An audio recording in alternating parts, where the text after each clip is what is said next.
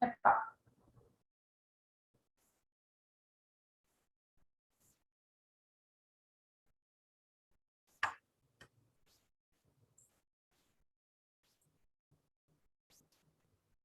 Bueno, a ver, el tema del día de hoy, vamos a charlar sobre insuficiencia renal crónica.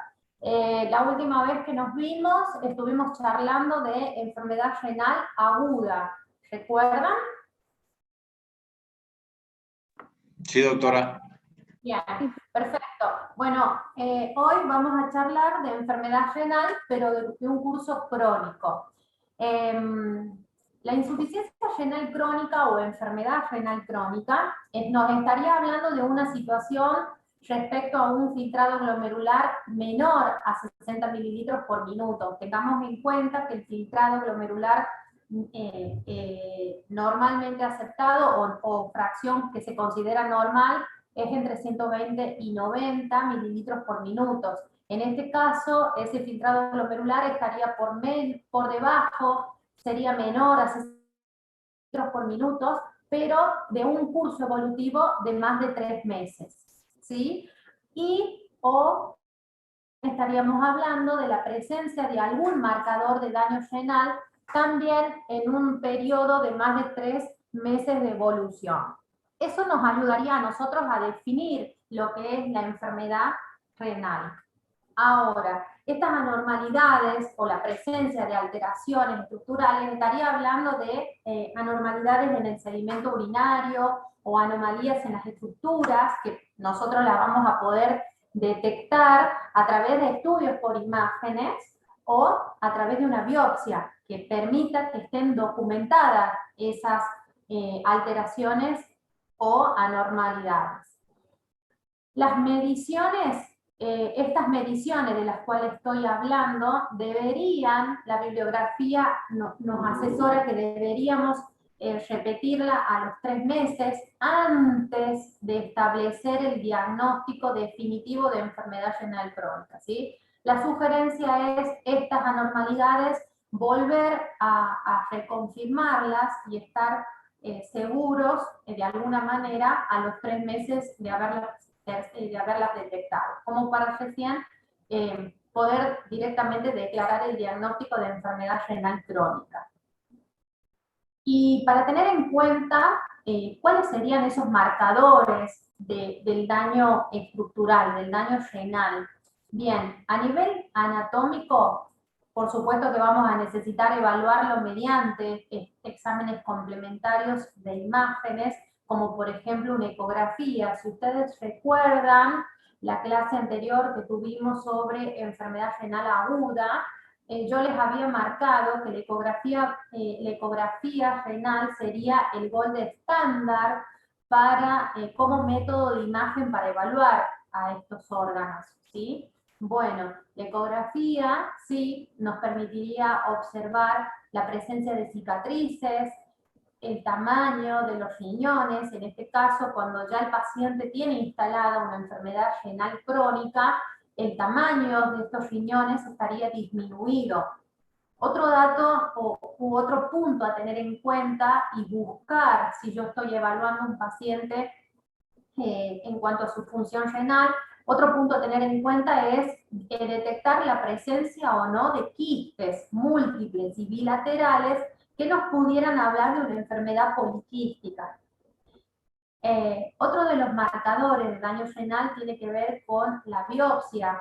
La biopsia, la presencia de proteinuria o albuminuria en forma persistente y las alteraciones a nivel del sedimento urinario. Todos estos puntos los hemos charlado en la clase anterior de enfermedad renal aguda.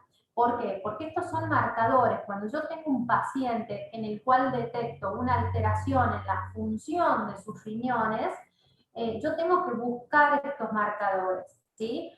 Pido una ecografía para evaluar o descartar la presencia de estos 3 puntos. Voy a tener ahí latente, no quiere decir que a todos los pacientes los vamos a someter a una biopsia, no, tiene indicaciones puntuales la biopsia. Sí voy a tratar de evaluar si tiene la presencia de albúmina en orina y en qué rango, en qué valor está eliminando esa albúmina. Y también voy a evaluar el sedimento urinario. Si se acuerdan que yo les presenté un cuadro en la clase anterior donde ustedes, dependiendo de la alteración, iban a ver qué presencia o qué alteración tenían a nivel del sedimento urinario. A nivel del sedimento urinario, buscamos, evaluamos si el paciente está eliminando glóbulos rojos, si cuál es el valor de los glóbulos blancos. En el sedimento urinario tiene leucocituria, no siempre se debe a un proceso infeccioso, no siempre quiere decir infección del tracto urinario. A veces está hablando de una alteración del órgano, de una alteración a nivel renal. ¿Sí? La presencia de cilindros eritrocitarios o la presencia de los cilindros leucocitarios. Entonces, en un paciente que yo estoy evaluando y en el cual observo que hay un trastorno de su función renal, ya sea porque tiene alterada la diuresis hora o la diuresis día, o ya sea porque estoy evaluando a nivel del laboratorio en sangre y observo aumentos de los productos nitrogenados, estos serían también algunos de los marcadores que yo tendría que buscar para poder determinar si en realidad esa alteración de la función que estoy observando es algo crónico, es algo que el paciente ya estaba cursando anteriormente. Los indicadores de daño renal en orina, ¿cuáles serían? La proteinuria por un lado, proteinuria en una muestra de orina aislada, ¿sí? Y observar la relación proteinuria-creatininuria, si es mayor a 300 miligramos por gramo en esta oportunidad. La evaluación de orina de 24 horas, si se pide una orina de 24 horas, en ese caso evaluar el rango de proteinuria si es mayor a 500 miligramos. O bien a través de tiras reactivas que nos permiten tener una idea de que el paciente está eliminando proteínas o no en orina, y cuando lo está haciendo podemos categorizarlo en cruces, ¿sí? De 1 a 4 cruces. Fíjense que, bueno, hoy en día, salvo que el paciente esté internado, sí hacemos recolección de orina de 24 horas, porque eso se maneja a través de enfermería, es mucho más fácil hacer la recolección, pero por ahí cuando el paciente está ambulatorio, no nos valemos de esto, de la orina, de una muestra de orina aislada. La albuminuria, en ese caso en orina aislada, si la relación es mayor a 30 o en 24 horas, también mayor a 300 sería acá miligramos día. En el sedimento urinario, el sedimento urinario también es un marcador importante, es fácil, no es costoso, no es invasivo, es accesible, cualquier institución puede acceder fácilmente a esto. El sedimento urinario, cuando ya hay una enfermedad que está instalada a nivel renal, se puede observar microhematuria, pero persistente, ¿sí? No ocasional, no aislado, sino que es una microhematuria persistente, o una leucocituria persistente, o la presencia de los cilindros eritrocitarios o leucocitarios, como les mencionaba anteriormente. Si nosotros tuviéramos que definir, o si tuviéramos que hablar de cuál es la población que está en riesgo de desarrollar enfermedad renal crónica, cuál es la población a la que le tenemos que prestar especial atención respecto a la función de sus riñones y ejercer un efecto preventivo, porque es una población que está expuesta a evolucionar a una enfermedad renal crónica. Bien, en primer término, el paciente que desarrolla diabetes. ¿Sí? El paciente que desarrolla diabetes, que no logra alcanzar un control adecuado de su enfermedad, es un paciente que estaría expuesto en algún momento de la evolución de la enfermedad a desarrollar la enfermedad renal. Otra población sería aquel paciente que ya presentó un infarto de miocardio, o que tiene una arteriopatía periférica, o que tiene hipertensión arterial, pero también no controlada, aquel paciente que ya presentó un accidente cerebrovascular, o que tiene el hábito de fumar, el paciente que tiene el consumo de drogas nefrotóxicas, aquel que suele estar expuesto a metales pesados en un tiempo importante, en un tiempo prolongado, el paciente con patología obstructiva, el paciente que tenga antecedentes familiares de enfermedad renal, la enfermedad sistémica como por ejemplo el lupus eritematoso sistémico, pacientes con proteinuria, pacientes con hematuria, pacientes con antecedentes previos de alguna patología renal. Esa sería la población en la cual nosotros tenemos que tener ahí el alerta de evaluar y de recomendar al paciente cuidar la función de sus riñones porque estarían en riesgo de desarrollar enfermedad renal.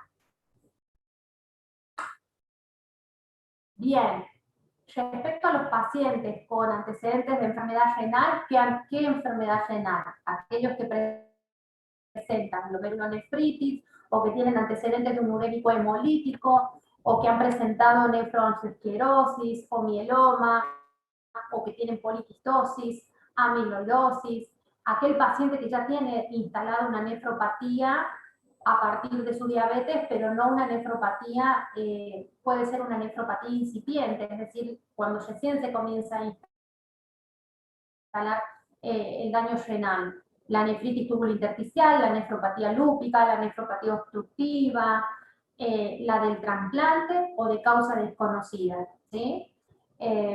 Toda esta es la población en la cual se comportarían como población de riesgo con probable evolución a una enfermedad renal crónica, ¿sí? De manera que es muy importante que la tengan en cuenta porque a la hora de evaluar o de hacer el seguimiento clínico de un paciente hipertenso, de un paciente con diabetes, un paciente con antecedentes de enfermedad cardiovascular, es decir, infarto agudo de miocardio, accidente cerebrovascular, bueno, todo lo que ya les he mencionado en la diapositiva anterior, ¿sí? Es muy importante evaluar la función renal que tienen y poder asesorarlo al paciente como para corregir aquellos hábitos que se comporten como tóxicos y que pudieran empeorar aún más la función del riñón.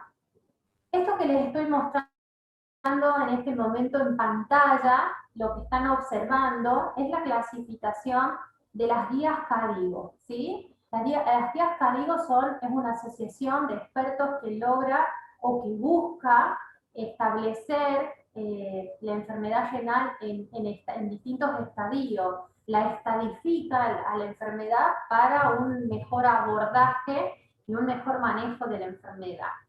Estas guías CADIGO hablan de, por ejemplo, un estadio 1, cuando el paciente presenta un daño renal con función renal normal, ¿sí? Estamos hablando de una fracción de filtrado glomerular igual o mayor a 90 mililitros minutos. Un estadio 1, cuando se puede documentar la presencia de daño renal, pero con una leve disminución del filtrado glomerular, es decir, entre 89 y 60 mililitros por minuto. Un estadio 3B subfraccionado, a su vez, un estadio 3A o un estadio 3B.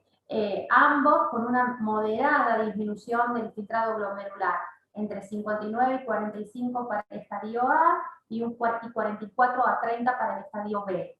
Si esto se va profundizando y va empeorando aún más la función, el filtrado o la velocidad de aclaramiento de la función de esos riñones, y ya ese filtrado glomerular se ubica en estos valores, entre 29 y 15 mililitros minuto, es decir, con una severa disminución, con una severa disminución de la función renal, ya estaríamos hablando de un estadio 4. Y cuando ya el filtrado logra llegar a menos de 15 mililitros por minuto, bueno, ya estaríamos hablando de una insuficiencia renal franca. Bien.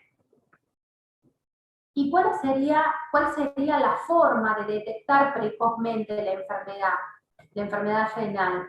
Este es un punto importante porque esto es lo que el médico debería, esto es lo que nosotros deberíamos tener en cuenta a la hora de hacer el seguimiento o a la hora de estudiar un paciente clínicamente, ¿sí? Porque no podemos esperar a que la enfermedad renal esté instalada para recién tenerla en cuenta, porque eso al paciente no lo ayudaría en absolutamente nada. Es importante que nosotros tengamos en cuenta estos marcadores precoz de la enfermedad como para que el paciente pueda ser advertido y esté todavía a tiempo de modificar ciertas situaciones como para evitar la progresión a una enfermedad.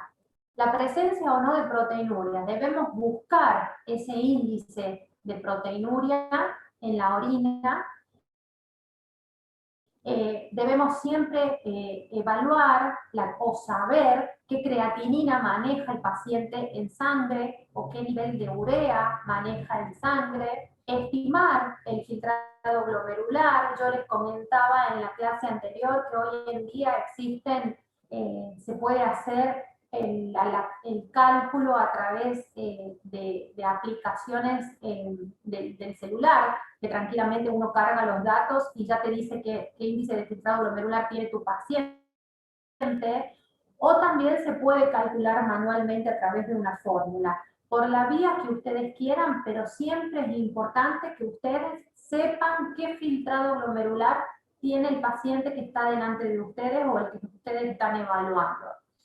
Y la ecografía, el gold estándar en métodos complementarios, la ecografía, ¿sí? Si ustedes se fijan, son estos marcadores precoces de la enfermedad renal, no son costosos, son todos accesibles, no hace falta una institución con un grado de complejidad extrema para hacer estos estudios, no.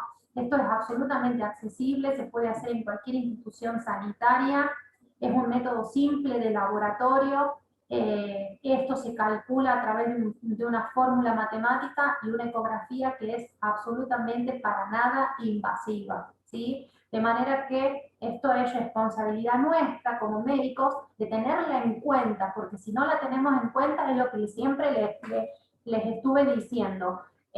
Si nosotros no tenemos en cuenta estos marcadores, difícilmente los recordemos y los vamos a buscar cuando estemos evaluando un paciente, ¿sí? Bien. Ahí está. Bien. Bueno, lo que les estaba hablando, una de las formas de poder estimar qué filtrado glomerular tiene el paciente es esta ecuación donde ustedes tienen que tener datos, ¿sí? Por ejemplo, tienen que conocer la edad de su paciente, el peso, la creatinina que maneja en sangre y nada más, ¿sí? Con eso se aplica esta fórmula, esta ecuación, que sí hay una salvedad respecto al género. Si la persona es mujer, le vamos a sumar un estándar que es 0.85. Haríamos 140 menos la edad por el peso por 0.85, que repito, es un estándar, ¿sí? Sobre 72 por la creatinina plasmática del paciente. Esto les va a dar un estimativo del filtrado glomerular del paciente, lo cual, repito, es uno de los marcadores precoces para enfermedad renal. Bien, bueno, esto me pareció a mí interesante, me pareció bueno como para englobar o sistematizarnos de qué manera deberíamos evaluar y tener en cuenta, evaluar y tener en cuenta un paciente a la hora de evaluarlo. ¿Están viendo o he tocado algo? Sí, se ve. Y sí Sí, se se ve, ve. profe. Ah, bueno. Ahora ya. Acabo de hacer algo, a ver, perdón. Acá. ¿Ahora sí? Ahora Bueno, Profe, ahora sí. ¿ahora sí? Sí, profe, ahora sí se ve. Genial. Esto es un estimativo en una población, fíjense acá, entre 18 y 70 años, ¿sí? Es decir, en un adulto mayor. Si nuestro paciente tiene algún marcador de daño renal, que son los que están observando acá en pantalla, donde les estoy marcando, que ya se los he repetido varias veces, fíjense, es lo que venimos hablando. Si el paciente tiene algún marcador que nos hable, que nos haga pensar en que tiene un daño renal, vamos a buscar qué índice de filtrado glomerular tiene el paciente para hacerle seguimiento de la enfermedad renal.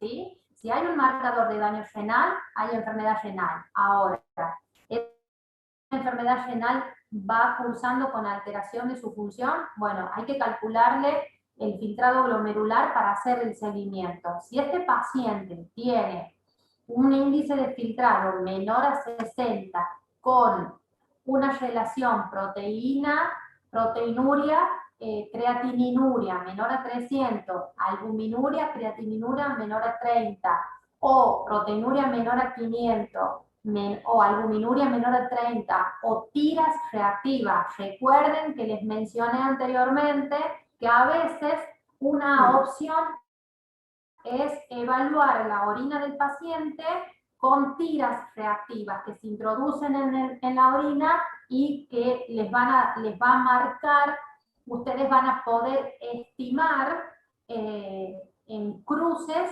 qué cantidad de proteínas estaría perdiendo o no. En este caso acá dice que por tiras reactivas no estaría perdiendo orina. Si el paciente está en esta situación, bueno, hay una enfermedad renal crónica. Si el paciente tiene un índice de filtrado menor de 60 también, pero con todos estos parámetros, con todos estos marcadores alterados, ¿sí? Inclusive por tira reactiva, habla de enfermedad renal.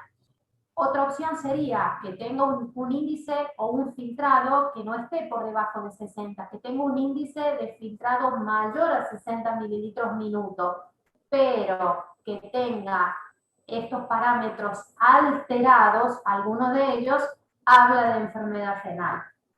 O puede suceder que el paciente tenga un filtrado glomerular mayor a 60, pero con estos parámetros normales. En ese caso, lo que haríamos es un sedimento urinario más estudios por imágenes y evaluar si estos estudios no están alterados, es decir, no son patológicos, haríamos el control del paciente en forma anual. Una vez por año lo citaríamos para hacer esta evaluación renal. Si estos estudios, por el contrario, sí son patológicos, demuestran una alteración, habla de enfermedad renal crónica. ¿Sí? Ahora, si en este paciente, con alguno de estos, no tiene, si este paciente entre esta edad, situado entre esta edad, no tiene daño renal, pero que pueda presentar algún factor de riesgo para enfermedad renal, lo evaluaríamos mediante el índice de filtrado glomerular, es decir, calcularíamos su filtrado glomerular, evaluaríamos la presencia de proteínas en orina y evaluaríamos los resultados, ¿sí? Es decir, no tendrá enfermedad renal, pero sí necesitamos estudiarlo porque tiene factor de riesgo para enfermedad renal. ¿Sí? ¿Se entendió? Sí, profe. Fíjense que acá hay una aclaración.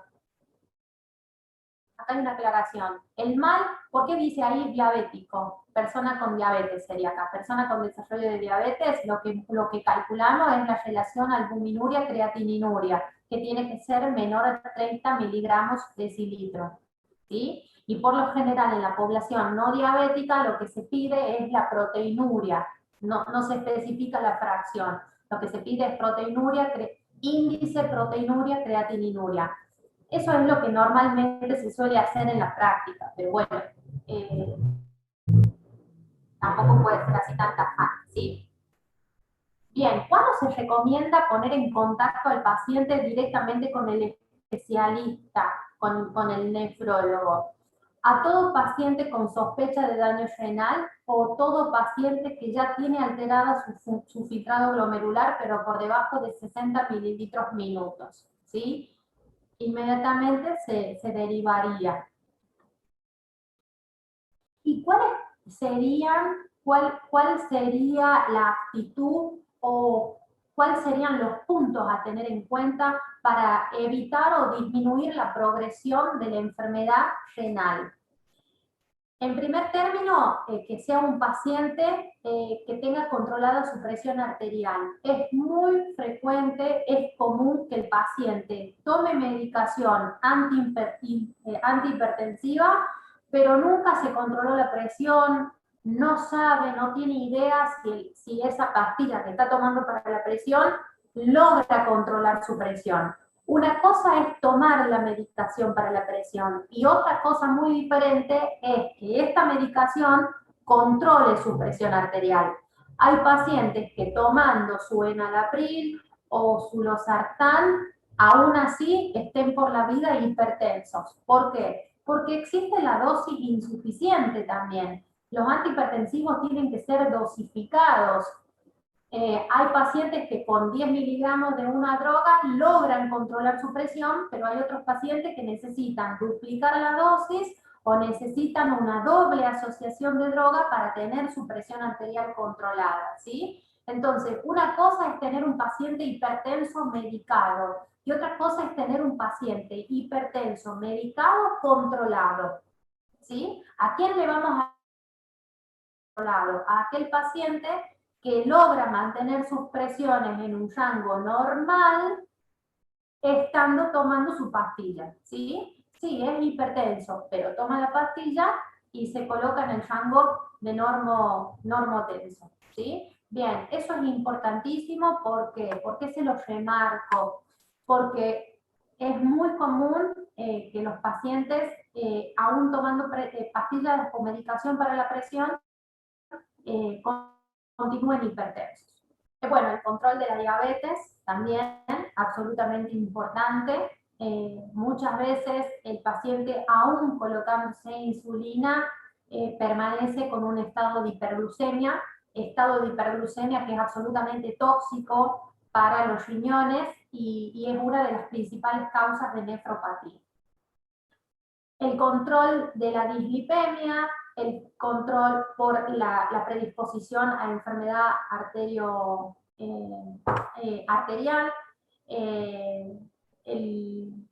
la presencia del consumo de tabaco, el ejercicio también es un gran protector de la salud renal, el descenso del peso corporal y la dieta, sobre todo evitar el exceso de productos con alto contenido en sodio.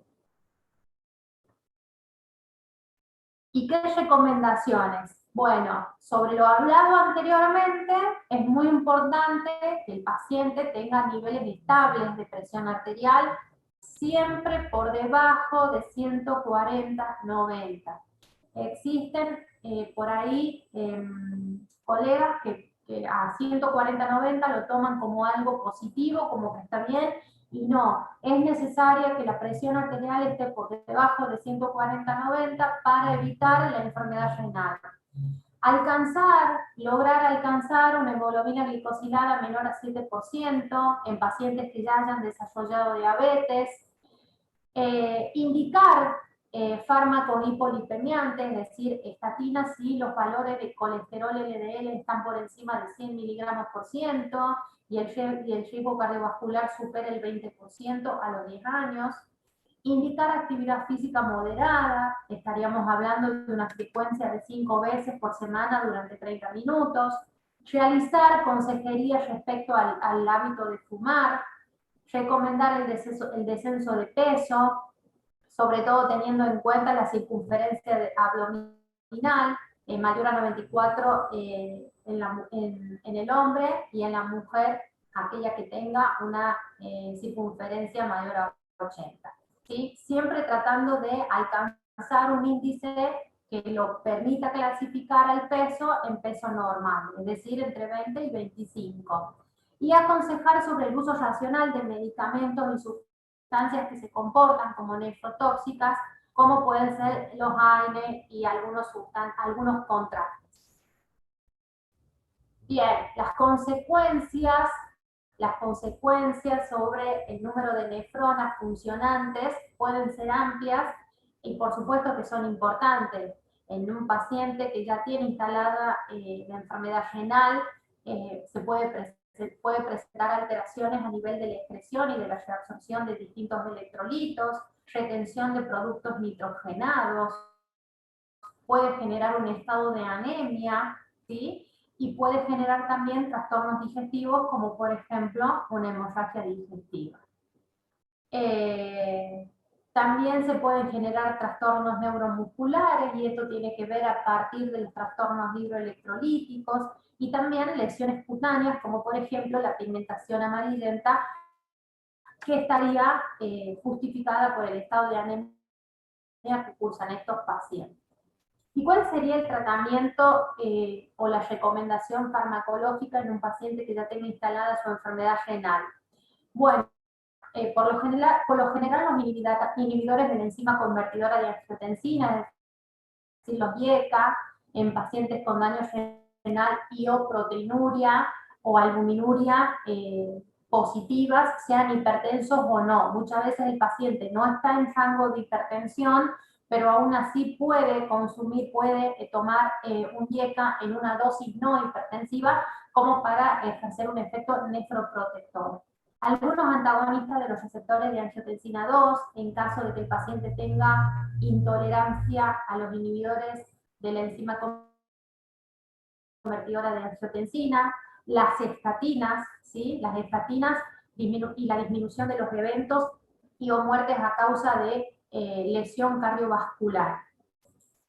La dieta, sin lugar a duda, tiene un rol importantísimo, que tiene que ser de 1 gramo de proteínas por kilogramo de peso por día, y la diálisis va a estar planteada en aquellos pacientes que estén cursando enfermedad renal crónica y que a su vez tengan sobrecarga cardiovascular, tengan signos clínicos de sobrecarga cardiovascular. Pacientes con acidosis metabólica, pacientes con hiperpotasemia extrema que no responda al tratamiento, y pacientes con valores de urea y que tengan manifestaciones clínicas que pongan en riesgo al paciente. Bien. A ver, si ponemos en puesta un caso clínico, a ver, como para que podamos entender o podamos aplicar lo que he hablado anteriormente. A ver, fíjense, un paciente de 56 años que ingresa por deterioro progresivo de la función de los riñones. En los últimos 6 meses, su creatinina sérica ha ido aumentando, pero lo ha hecho en forma significativa, presentando 1.2 miligramos de decilitro para luego evolucionar a 4.2, ¿sí? En el momento en el que está ingresando. Tiene antecedentes personales que incluyen a diabetes, ¿sí? Ahí ya tiene un punto de riesgo para enfermedad renal, en tratamiento con antidiabéticos orales, y en la actualidad únicamente se maneja con dieta, es decir, suspendió sus antidiabéticos orales. Pero probablemente esa suspensión haya sido a partir de que ya tiene instalada una alteración de la función renal. 8 meses antes del ingreso fue diagnosticada de retinopatía diabética con una microalbuminuria de 390. Fíjense que ya está alterada la excreción o el índice albuminuria creatininuria, que se incrementó de 390 aún más, se incrementó a 2.150 miligramos de decilitros. También tiene antecedentes de hipertensión arterial de 10 años de evolución con mal control tensional, ¿sí? Entonces, hipertensión no controlada con un riñón que ya viene mostrando alteración en la función porque ya viene eliminando un rango de proteinuria elevada. Trae a la consulta una arteriografía renal donde se pudo observar trombosis de la arteria renal izquierda junto con una estenosis severa de más del 80% de la arteria renal derecha. Tiene una trombosis de la renal izquierda con una estenosis de la renal derecha. A su vez, además de tener esta arteriografía, tiene el antecedente de una cardiopatía isquémica por tipo angina inestable que se ha controlado con medicación y el antecedente de ser fumadora y de presentar claudicación intermitente. Entonces, recuerden, paciente con antecedentes de diabetes, con el antecedente de hipertensión arterial no controlada, con algunos laboratorios que ya mostraban que tenía un marcador precoz de enfermedad renal con albuminuria, con índices de albuminuria elevados, una arteriografía que muestra alteración arterial y con el antecedente de una cardiopatía isquémica, además de un hábito tóxico de ser fumadora y además de presentar claudicación intermitente a distancias de 50 metros. En la exploración física se le encontró hipertensa, con una frecuencia cardíaca normal, sin fiebre, con un peso en 58.2 kilogramos. No podemos decir qué índice de masa tendría y si este peso estaría bien o no, porque no tenemos la talla. En la exploración de cabeza y cuello sí se auscultó un soplo en la carótida derecha y en la subclavia derecha, con una semiología respiratoria normal, cardiovascular normal, soplo umbilical, periumbilical, y en las extremidades también soplo de ambas femorales, ¿sí?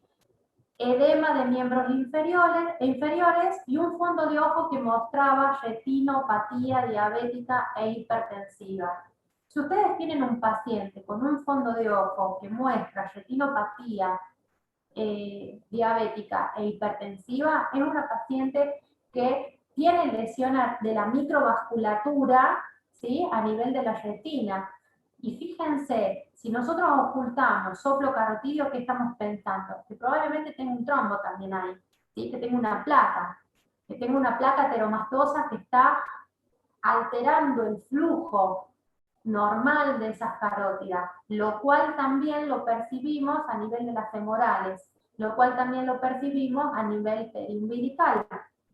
Bien, en los datos complementarios, en el laboratorio, fíjense, un hematocrito bajo, 24%, con una hemoglobina baja, la hemoglobina debería estar en 12, tiene 8, las plaquetas sí están normales, y los glóbulos blancos también están normales. La creatinina está alterada, está francamente alterada, las proteínas, bueno, en sangre está disminuida la albúmina, y fíjense que en orina está eliminando proteínas, ¿sí? Bien, en el ecodoppler de las carótidas, una vez siempre que tenemos un paciente que nosotros ocultamos soplo carotidio, lo correcto sería pasar o continuar a un ecodoppler de carótidas para confirmar la placa ateromatosa. Y efectivamente tiene una ateromatosis difusa, pero fíjense, con una estenosis, obstruye la luz en el 80%, ¿sí?, en el caso de la carótida externa izquierda. Entonces, la existencia de una estenosis en la arteria renal, ¿se acuerdan en la arteriografía que traía la paciente? Bueno, la existencia de una estenosis en la arteria renal permite establecer el diagnóstico de una nefropatía isquémica. La presencia de aterosclerosis en otros territorios, a nivel de miembros inferiores, recuerden que ya hizo un infarto agudo del miocardio, ya tiene una cardiopatía isquémica y tiene una estenosis carotidia, ¿sí? Eso nos permite establecer que es una paciente que tiene una aterosclerosis en varios territorios. En una paciente hipertensa con insuficiencia renal, esto nosotros lo estuvimos estableciendo por los datos de laboratorio que fuimos recabando, obliga siempre a descartar esta patología, la nefropatía isquémica, ¿sí? Paciente con ateroesclerosis en territorios, en varios territorios del árbol vascular, más antecedente de cardiopatía, antecedente de hipertensión, antecedente de fallo renal, debemos descartar que no tenga una nefropatía isquémica. La incidencia de la patología en las arterias renales se incrementa 3 a 4 veces cuando se afectan 2 o 3 territorios vasculares. ¿Qué quiere decir esto? Que si ustedes tienen un paciente con lesión de vaso, ¿cuándo hablamos de lesión de vaso? Si tuvo una ACV, si tuvo un infarto. Esta paciente tuvo un infarto. ¿Sí? Bien. Sobre todo el examen físico es altamente sugestivo de que esta es una paciente panvascular. ¿Por qué? Porque tiene soplo femoral, tiene soplo periumbilical, tiene soplo carotidio. Aumentando 7 veces en la población diabética esta incidencia, ¿sí? Entonces, la nefropatía isquémica la tenemos que pensar y la tenemos que sospechar sobre todo en un paciente panvascular. El tratamiento para este caso de nefropatía isquémica sería algún procedimiento de revascularización y que logre mejorar la función renal, a pesar del riesgo quirúrgico, porque recuerden, todos los antecedentes que tenía esta paciente tiene un riesgo quirúrgico alto, ¿sí? Previa colocación de una prótesis entre aorta y arterias femorales, lo que se plantea en esta paciente es realizarle un bypass aortorrenal. Ustedes saben, porque ya lo hemos visto en la clase anterior, en un paciente que tiene alterado su volumen, es decir, el volumen de sangre que le llega al riñón, es un paciente que va a tener alterada